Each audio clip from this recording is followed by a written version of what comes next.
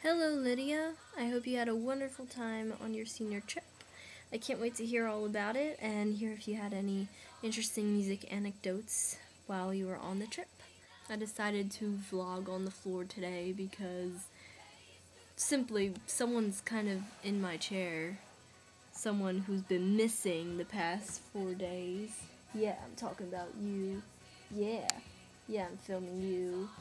I don't need your permission, do I? And I'm so happy to have him back. He's my baby. Your video was very interesting. I never knew any of that about Miss Veres. It is really interesting how she made it clear to all of the members of Shocking Blue that she was not interested in a relationship, because, like you said, that was a really big thing. That is a really big thing. Most co-ed rock groups are nuts, and they just kind of all date each other. Fleetwood Mac, you had Stevie Nicks dating Lindsey Buckingham, and then they broke up and she dated Mick Fleetwood, the drummer, and then Christine McVie was married to John McVie. Then there was ABBA, I'm gonna mix up their names for sure. Agnetha and Bjorn were married, and then Frida and Benny were married, but then they broke up in like the late 70s, early 80s. Both those marriages just kind of died. And then Grace Slick was dating the guitarist of Jefferson Airplane, and the Mamas and the Papas, and just everybody. It's nuts. That takes a lot of willpower, and that's the type of person I definitely respect all the way around, because she didn't let fame change her. What people wanted to hear was rock and roll, but like you said, when she went back, when she went solo, she kind of did her own thing, which is more kind of old country folk sort of thing, like Hungarian gypsy kind of sound, because I listened to some of her songs, and that's kind of what I like, kind of the feeling I got from it.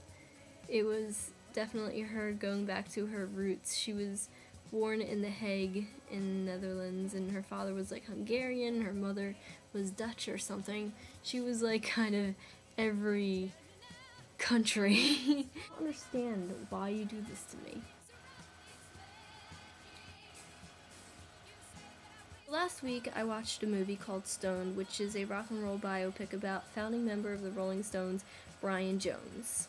If you don't know Brian Jones, he was this creative genius who, as I said, founded the Rolling Stones. He was very driven.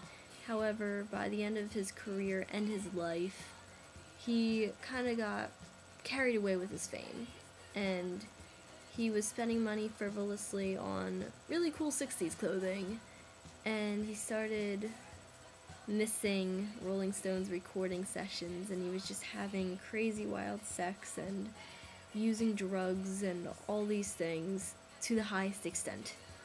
He was just really pushing the limits. But he had all this creativity welling up inside him, and it's such a shame that he had to go at the young age of 27. He died in his swimming pool, and for many years people thought it was accidental suicide. It was filed under something like misadventure or something like that. However, on the deathbed of his builder named Frank, who was helping him renovate his house, Frank admitted to murdering Brian Jones.